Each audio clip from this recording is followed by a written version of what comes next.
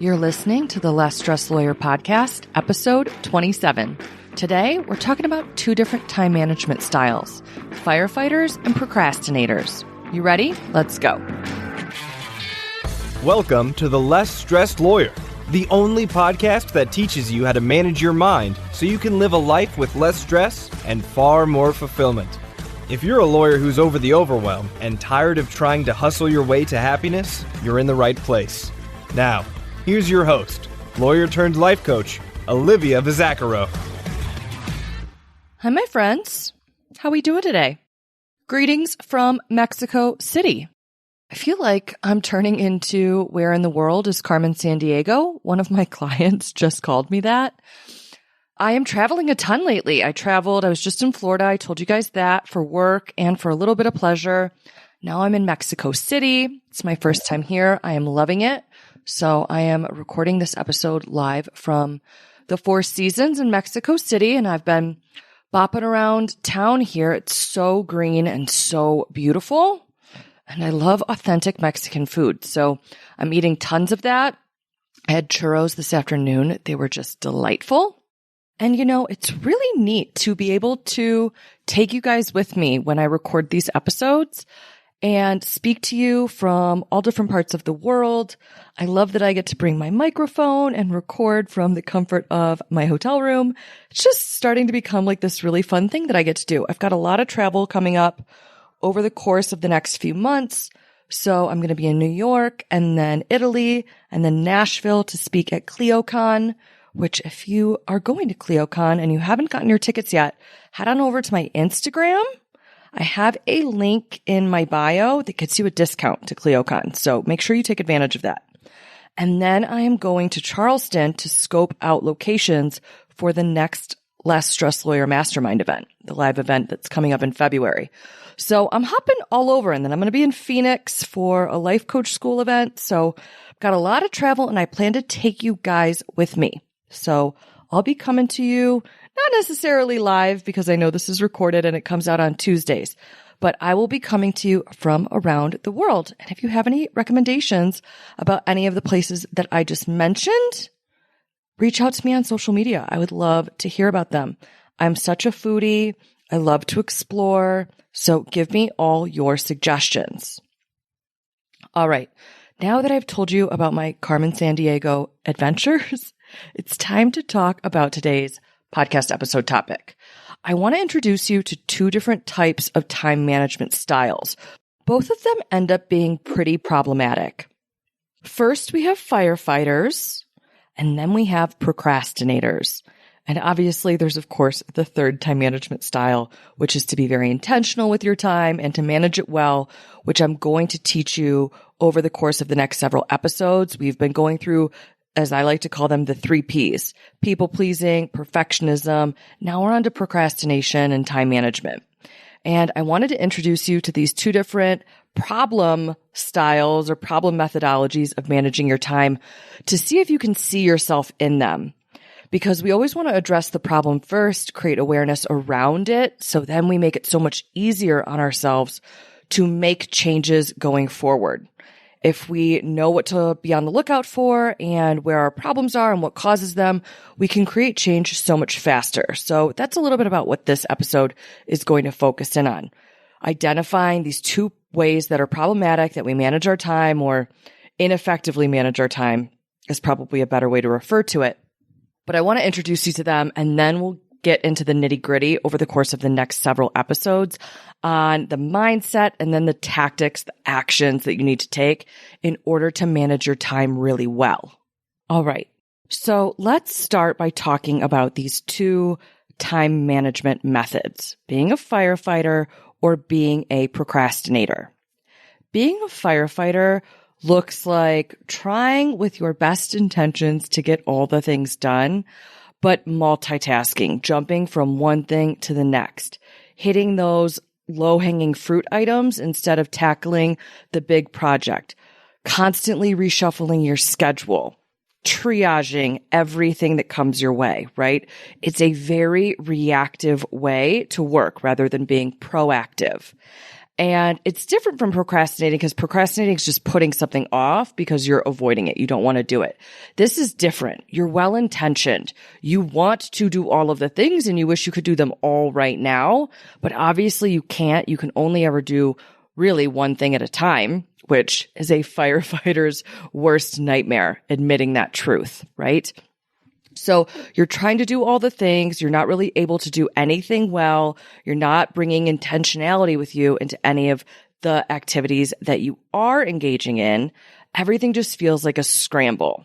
You're running around playing whack-a-mole and spinning plates, on the sticks where you run around and one plate gets wobbly and then you give it a spin and you run to the next wobbly plate and you give that one a spin and you're just in that pattern constantly, right?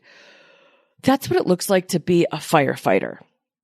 Now, the second version of managing your time ineffectively is being a procrastinator, where you're constantly putting things off. You're doing what we call in coaching buffering, where you're taking some action that isn't normally work-related and you're doing that instead. So you might be scrolling Instagram, watching Netflix. You can buffer with sleep. You're just really in an avoidant pattern. Some people even procrastinate just by staring at their computer screen, but not doing anything. So it might look, quote unquote, like they're working, but they're actually not completing anything. They're really just spinning out. All right. So normally people are either one or the other. Every once in a while, I have someone ask me, they're like, Olivia, can you be both? And yes, you can absolutely be both a firefighter and a procrastinator. Normally it will depend on what people are working on. That determines which methodology they're acting from, what kind of person they show up as. Are they being a firefighter or are they being a procrastinator? If there's a really big project at work, normally anytime someone uses that verbiage to talk about an assignment, they're going to slip into procrastination mode. When people are feeling really overwhelmed and behind and they're trying to do all of the things and do them all right now, which of course isn't possible, they might be in that firefighting mode. Especially my people pleasers probably see themselves firefighting a lot because they'll be in the middle of something and then someone asks them to do something else and they drop what they're doing and they switch to that something else in order to people please whoever asked them. So you can start to see how all of these things interrelate with one another, the 3 Ps. Same thing goes with procrastination. My procrastinators, if they're indulging in perfectionism, and I discussed that in the perfectionism series that I just did, that's a reason that we procrastinate because we don't want to do something imperfectly. So we think to ourselves, why ever get started? Better to not do it at all instead of do it imperfectly, right? So you can be both. You'll normally only be one at a time, but you can see both of those patterns show up in your day-to-day work life. Now, they may look pretty different, right? One's kind of like overworking, hustling, really reactive, very unintentional, that scramble, that rat race, and the other's just that total avoidant pattern as far as work goes, where you're just not doing any of the things that you're supposed to be doing. Nothing productive, not even the low-hanging fruit. You're just really avoiding work altogether. So on the surface, these two behaviors look pretty different. But what I want to offer you today is that they're actually not. They're actually a lot more similar than you may think.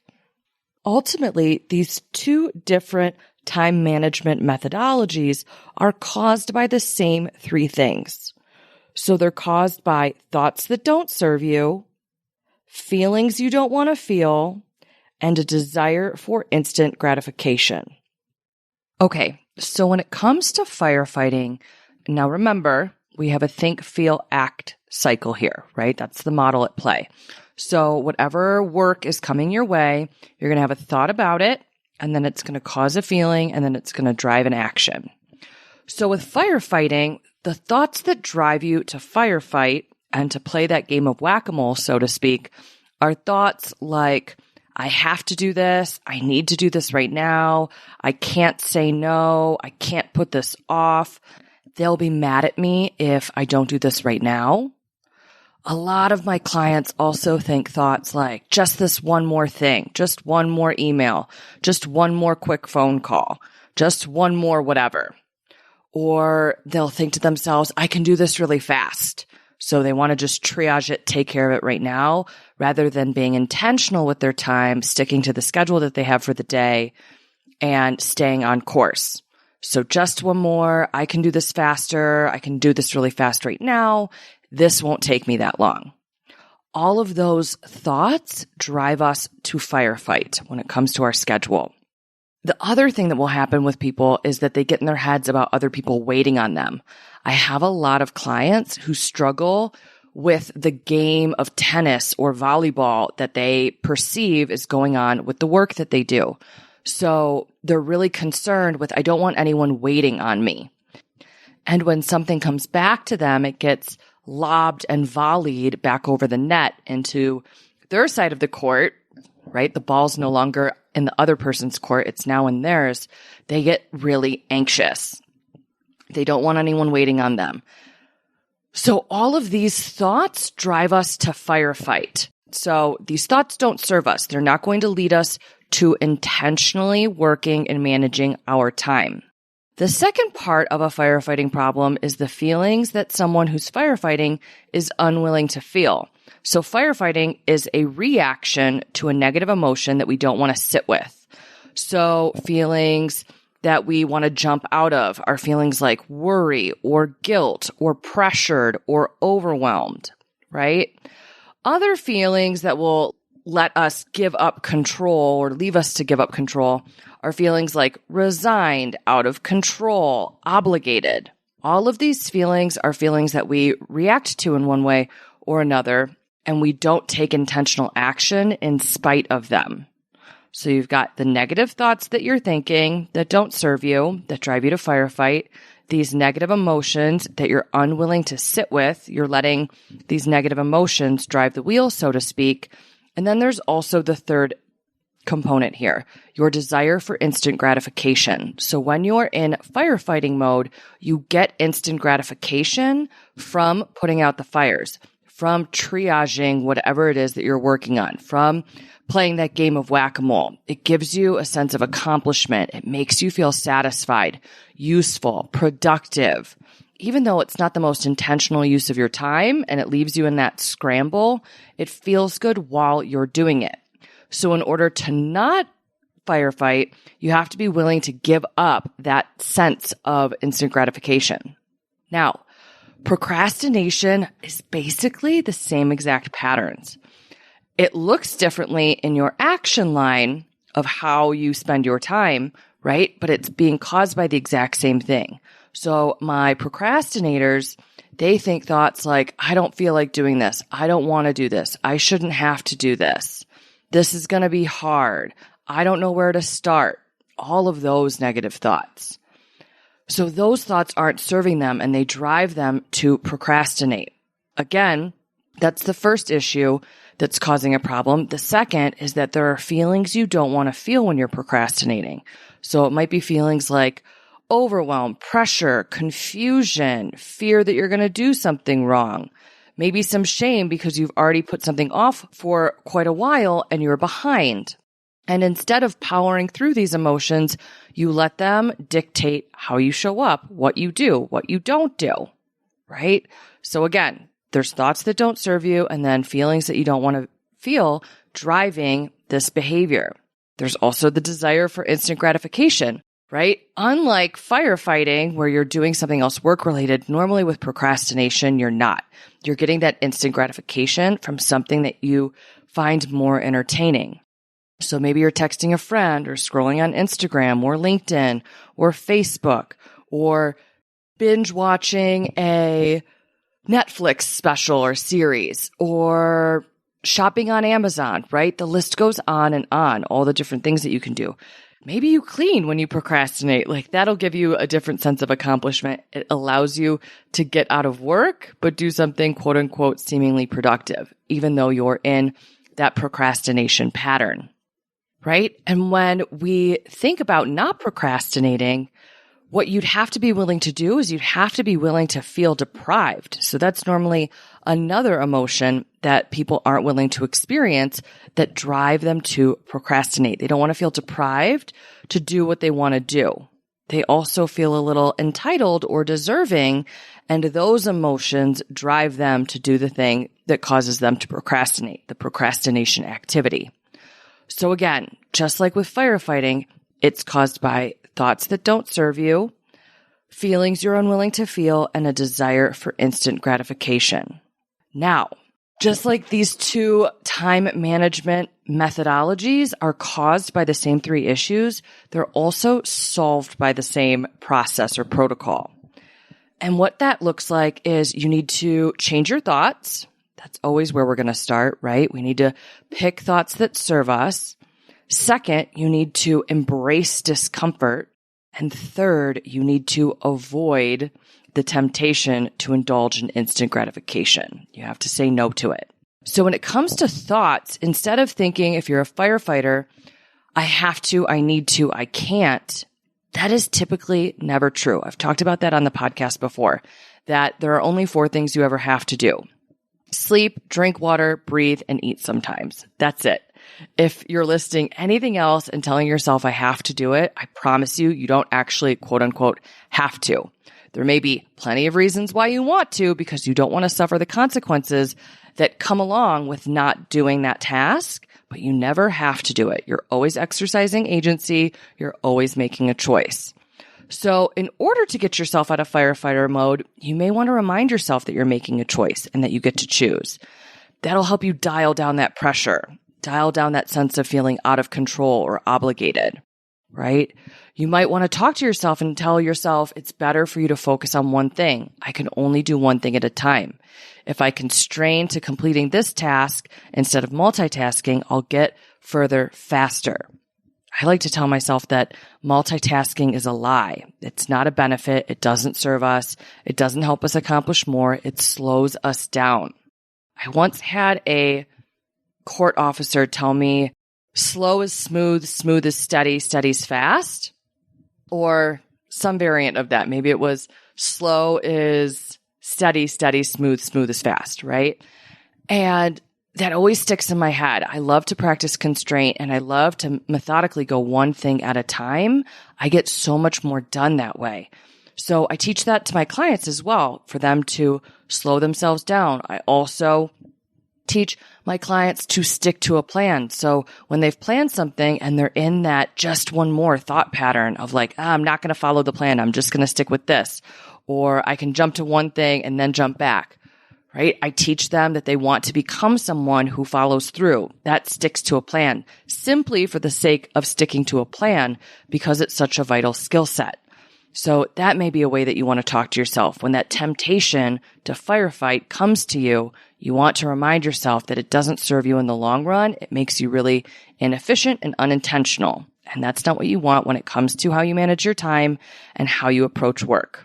You're also going to have to make a deal with yourself that you're going to feel some of these negative emotions and not let them be in the driver's seat when it comes to how you approach your to-do list, right? You're going to have to feel worried or guilty or pressured or overwhelmed and methodically approach work regardless, rather than playing that game of whack-a-mole. You may feel guilty about not answering an unscheduled phone call, or someone emails you and you just want to respond to it because it's only going to take a second.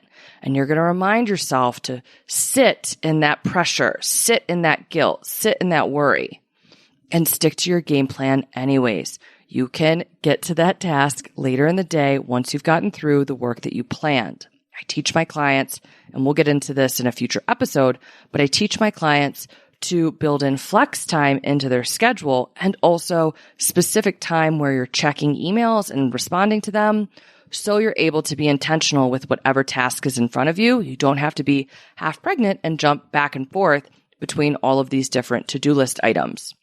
You want to make sure that you're planning in line with how you actually spend your time. If you plan differently, you're going to set yourself up for failure, which we don't want to have that happen. So you need to change your firefighter thoughts, and you need to be willing to feel these negative emotions and be willing to resist the urge to indulge in instant gratification that comes from firefighting. If you're a procrastinator, same process that you need to follow. So you need to change your thoughts, right? Instead of telling yourself that you don't want to do something or that it's going to be hard or that it's going to be so time consuming, you want to switch to thoughts that drive you to feel motivated, right? That might look like, I am not going to put future me in a worse position. That's one of my favorite thoughts to think. I'm following through because I'm someone who does what they say they're going to do. It's not going to take me that long. It's okay that it's going to consume a little bit of time. I tell myself all the time, everything is time consuming, right? Our brain always offers us up that thought as if it's a problem that something's time consuming. It's never a problem that something's time consuming.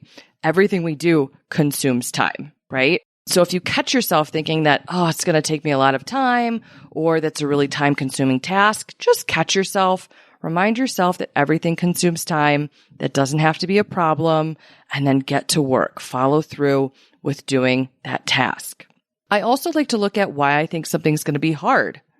Or if I'm telling myself I don't know where to start, I solve for that stuff, right? If you can narrow in on what you actually think is hard, chances are you'll figure out how to work through it a lot faster. Our brain loves to throw that thought up to us like it's throwing spaghetti at the wall to see if it'll stick or not. And if you get really specific, you might find out, oh, it's actually not that hard. That's just a lie my brain's serving up to me to get me to procrastinate. And then same thing with I don't know where to start. If you sit with that question for a second, your brain will actually solve for it. You will know where to start. Just pick one place, take a little bit of action, and then go from there. So I like to remind myself, it won't be this hard. I've done stuff like this before. I'm really competent. I know what I'm doing. I can get through this one step at a time. That's the mental rehearsal that I engage in instead of the procrastination thoughts of, I don't want to do this. This sucks. I hate this stuff. I deserve a break. All of that, right? Now, same thing like with firefighting, we need to allow ourselves to feel negative feelings. So we've got to embrace the discomfort.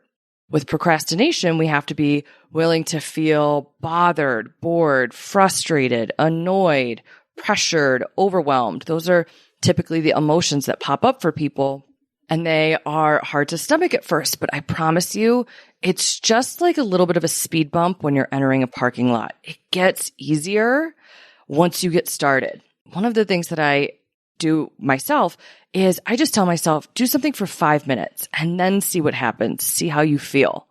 Normally, we just avoid getting started. That's the hardest part. So if you can get yourself past that part of it, you'll be off to the races.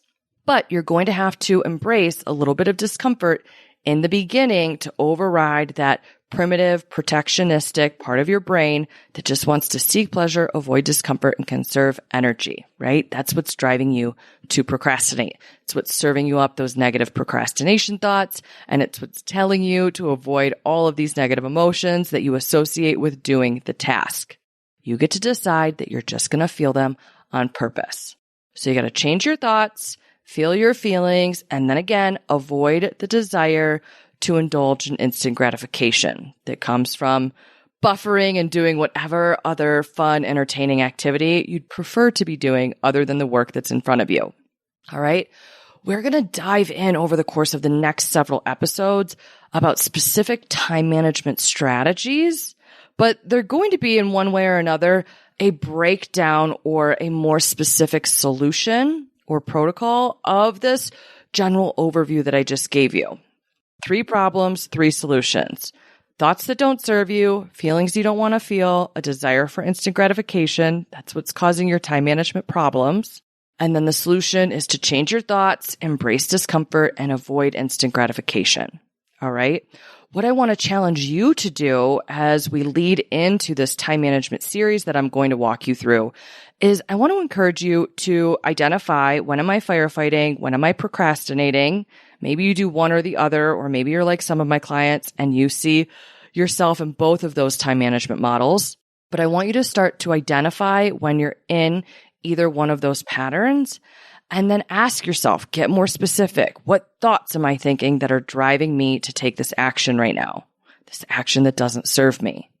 What are the feelings that I'm unwilling to feel?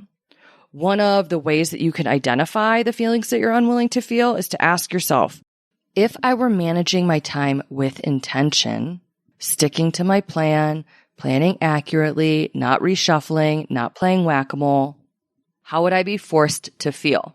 If I just did this thing right now, if you're procrastinating, or if you just stuck to the schedule and didn't interrupt yourself, what's the emotion that you would be forced to feel in that moment? That'll help you identify the feelings that you're unwilling to feel that are driving this time management problem, okay? And then it'll be easy for you to spot the instant gratification that you get from firefighting or from procrastinating. You just want to be on the lookout for that.